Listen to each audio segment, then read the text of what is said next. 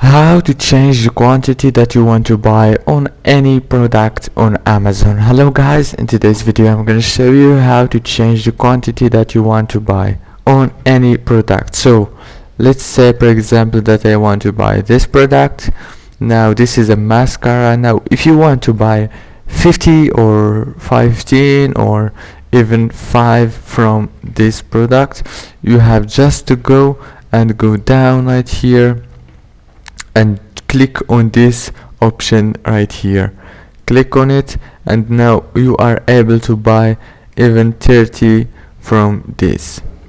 As you can see, just click on it and click add to cart like this. Now 30 items, as you can see, are added to the cart, easy and fast. If this video was helpful, please don't forget to like and subscribe.